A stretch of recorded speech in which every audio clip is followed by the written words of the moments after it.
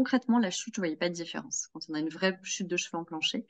Et moi, il y a eu un déclic il y a 2 mois et demi, 3 mois, où tout d'un coup, j'en ai perdu beaucoup moins. Et donc, en fait, ça, c'est un phénomène hyper important que j'insiste là-dessus, c'est que ça ne se fait pas graduellement, mais tout d'un coup, on en a vraiment moins sous la brosse. Et là, ça s'améliore. Sérum et chute de cheveux. On en a tous essayé mille, et pourtant. Alors, comment aller à la racine du problème?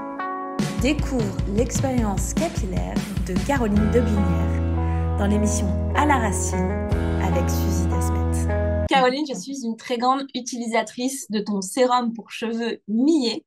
Et si je me souviens bien, tu l'avais initialement développé plutôt pour toi et pour faire face à ta propre chute de cheveux. Alors, est-ce que tu peux nous en dire plus sur cet épisode, sur ton vécu? Merci Suzy, déjà de me recevoir, je suis ravie.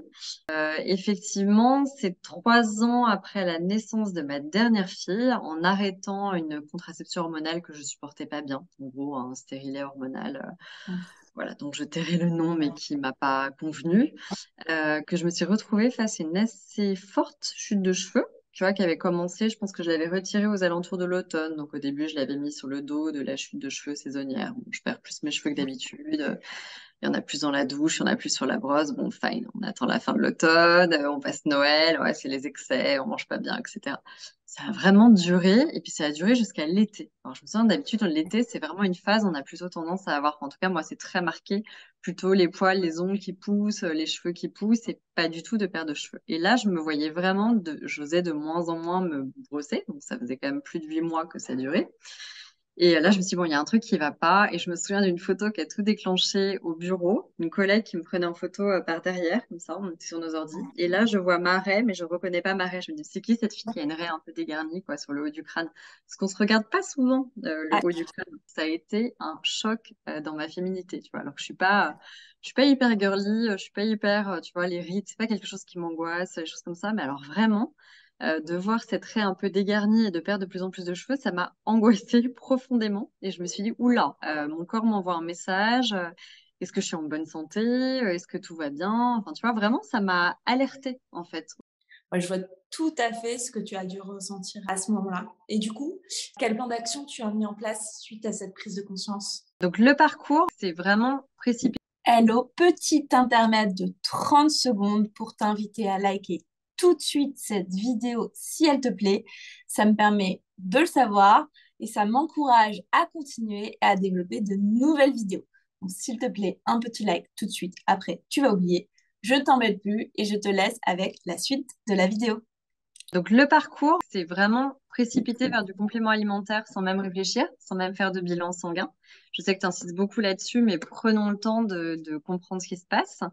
Sachant qu'en plus, c'est souvent des nutriments qui se dosent de manière très facile. C'est-à-dire que voilà, les acides Ouais. aminés, la biotine, les carences éventuelles en fer, en zinc, ça se dose très facilement. Donc, bon, premier réflexe qui n'a servi à rien.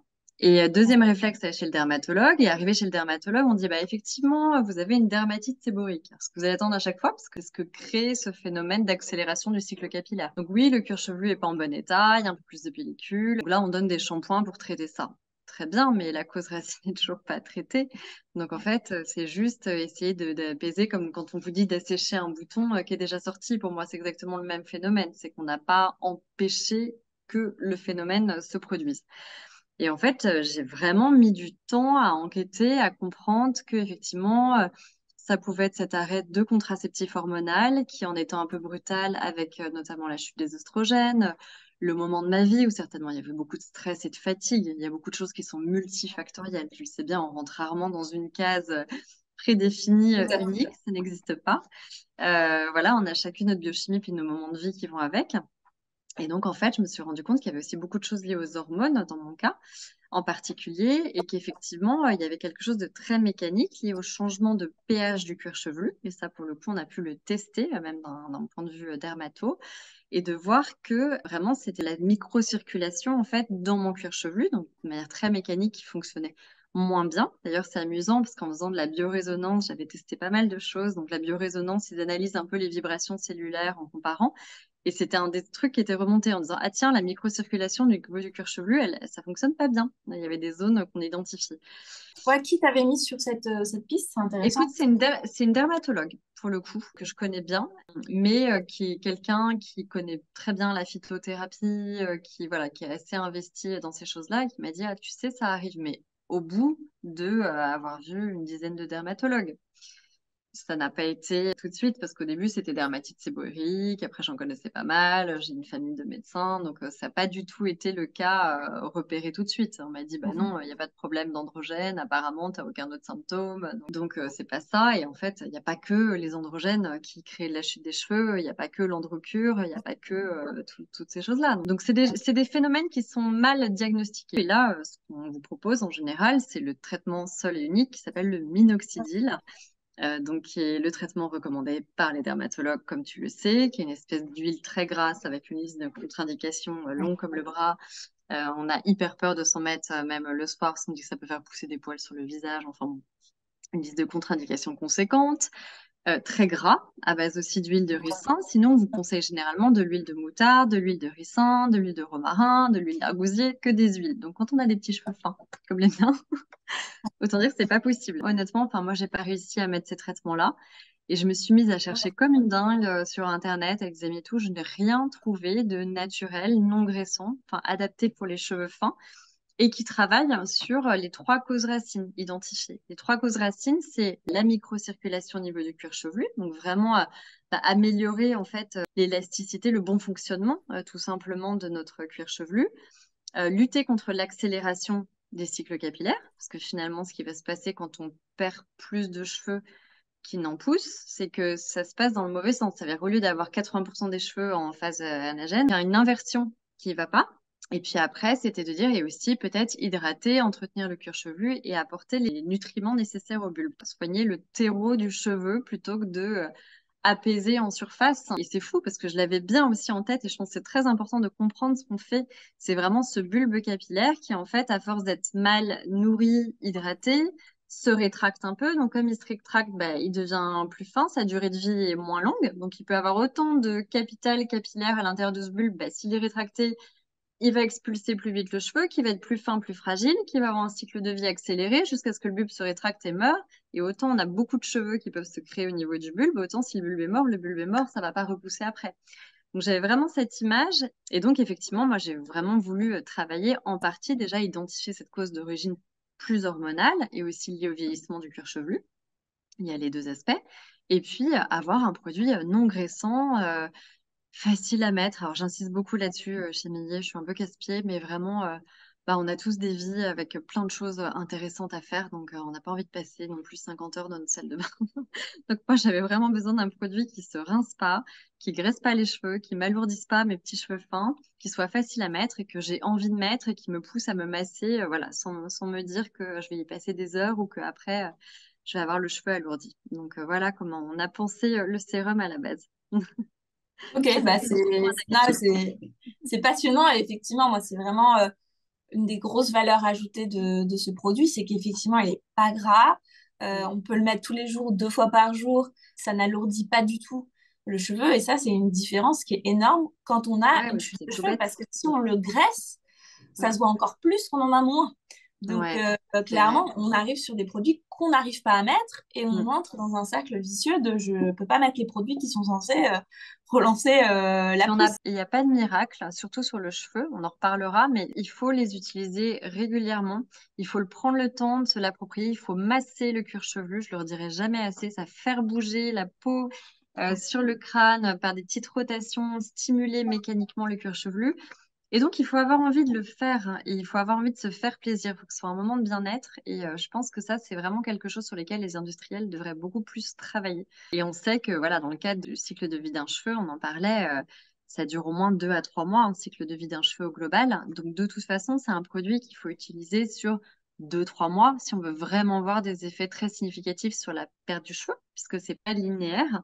Ça veut dire qu'en fait, moi, je rêvais au début, je testais mon produit, je disais, ça marche pas, hein, parce que ça allait mieux niveau confort cuir chevelu, mais au bout d'un mois, je dis bah non, j'en perds tout le temps autant dans ma baignoire, hein, désolée, mais donc j'étais avec le labo, donc ça a pris vachement de temps. Je dis bah attendez, ça marche pas. Il me dit mais attends Caroline, ça peut pas marcher en 20 jours, tu peux pas avoir une chute nette du cheveu. Je suis assez impatiente, hein.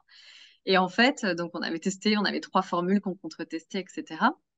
Et effectivement, dans mon cas, en tout cas, je le remarque beaucoup chez des femmes qui utilisent. Il y a eu un cap à 2 mois et demi, 3 mois. Alors, on doit quand même être mieux dans son cuir chevelu au début, avoir des cheveux avec un peu plus de vitalité. Mais concrètement, la chute, je voyais pas de différence quand on a une vraie chute de cheveux enclenchée. Et moi, il y a eu un déclic à 2 mois et demi, 3 mois où tout d'un coup, j'en ai perdu beaucoup moins. Et donc, en fait, ça, c'est un phénomène hyper important que j'insiste là-dessus, c'est que ça ne se fait pas graduellement, mais tout d'un coup, on en a vraiment moins sous la brosse. Et là, ça s'améliore. C'est hyper intéressant. Alors, sur le cycle, effectivement, j'en parle tout le temps parce que Ouais. tu me dis, je suis impatiente, mais en réalité, la plupart de mes clientes que j'accompagne sont impatientes parce que elles consultent déjà, ça fait peut-être longtemps qu'elles souffrent de la chute. Ouais. Donc, on a envie de voir des effets tout de suite. Mais en fait, effectivement, la phase télogène, la phase de chute, elle dure 3 mois. C'est-à-dire que quand le cheveu tombe, ça fait 3 mois qu'il est mort et il se décroche Mm. progressivement. Donc, mécaniquement, on peut rien Mm. voir avant 2-3 mois parce que les Non. cheveux qui tombent sont la résultante de ce qui s'est passé 3 mois 3 mois auparavant. avant. Là, c'est certain. Mais ce qui est super intéressant, c'est que la fournée de cheveux qui va venir après les 2-3 mois, et ben là, elle est en bien meilleure forme. Et ça, on Ouais. s'en rend compte tout de suite, en fait. Et donc voilà, il faut être patient. C'est un travail de longue haleine, mais c'est plus intéressant et plus important, comme tu dis, de s'attacher aux causes racines. J'allais te demander, cette dermatose a mis un peu la lumière sur un effondrement hormonal qui a créé ce désordre-là, hein, c'est ça? Ouais, Euh, tout à fait. Donc toi, ensuite, tu as, via le sérum, relancé la dynamique au niveau des bulbes. Au niveau de l'interne et de cette chute hormonale, est-ce que toi, tu as pu aussi l'accompagner d'une façon ou d'une autre? Écoute, oui, mais alors moi j'ai toujours une alimentation assez équilibrée. Ça veut dire que voilà, je mange très peu transformé, je cuisine beaucoup, j'ai plutôt une alimentation type méditerranéen. Donc j'ai un tout petit peu renforcé, tu vois, les protéines végétales à ce moment-là, parce que j'ai plutôt tendance à manger très peu de viande et voilà, donc tu vois, renforcer un peu ça. Mais honnêtement, j'ai pris les compléments même les plus sophistiqués du marché, tu vois, les Fluvium, etc. Et j'ai pas vu de différence majeure en me prenant sur 3 mois. Donc vraiment, je pense que moi, c'était très caractéristique d'un problème qui n'était pas tant interne, mais qui était vraiment lié à voilà, un stress externe qui se reflétait. Après, je pense qu'il y a beaucoup de choses liées à, comment dire, à la psychosomatie de chacun. Tu vois, il y a vraiment, on est tous dans un environnement. Moi, je m'occupais pas beaucoup de moi à ce moment-là. Par contre, j'ai toujours eu un socle d'alimentation plutôt équilibré. Et donc, c'était vraiment cet excès de stress, déjà de pas prendre soin de soi. Donc, c'est un premier signal. Et puis, je pense que ça m'a obligée à réaliser des choses. Voilà, il y a quelque chose qui s'est passé. Et ce qui est génial, c'est la plasticité du corps. Ça veut dire que c'est pas parce qu'à un moment, même une femme qui est en période de ménopause, donc qui tout d'un coup a enfin, un effondrement, pas tout d'un coup, d'ailleurs, c'est progressif, mais en tout cas, les hormones ne vont pas remonter, comme moi, ça a été le cas, parce que c'est suite à un arrêt de contraceptif hormonal. Ce qui est génial, c'est qu'il y a une plasticité et une mémoire du corps. Donc, quand on relance et qu'on a capté que voilà, que là, il fallait insister, qu'il fallait soigner ce point-là, il y a quand même une plasticité. On arrive très bien à récupérer, et notamment autour du cheveu. Il y a plein de cas avant d'en passer à des greffes, à des traitements beaucoup plus lourds. Il y a beaucoup de cas où des femmes ont réussi à traiter des alopécies androgénétiques. Je pense que tu en parles largement. Moi, j'avais des femmes qui étaient sous lévothyrox. J'ai des témoignages absolument éblouissants sur des changements d'hygiène de vie qui se sont répercutés sur leurs cheveux, où elles ont même pu arrêter le lévothyrox au bout d'un moment. Donc, il y a beaucoup de choses, notamment quand c'est d'un point de vue hormonal, qui sont assez réversibles. Et on nous fait croire qu'on a toujours besoin de béquilles, de médicaments forts, de traités. Mais vraiment, moi, je trouve que le corps est assez étonnant dans ses réserves et son potentiel quand on arrive à bien identifier la source et qu'on arrive à mieux se connaître. Mais c'est intéressant que tu rappelles effectivement ce point sur les hormones parce que je l'entends tellement souvent. On me dit, bah, c'est hormonal, donc en fait, c'est un peu une fatalité, il n'y a rien à faire. Pas du tout. Mais non, en fait, Ça t'intéresse? Tu veux connaître la suite? Dans le prochain épisode, nous parlerons avec Caroline des cheveux, des hormones et de l'influence de l'hygiène de vie. Alors reste connecté et n'oublie pas de t'abonner à la chaîne pour ne pas manquer les prochaines diffusions.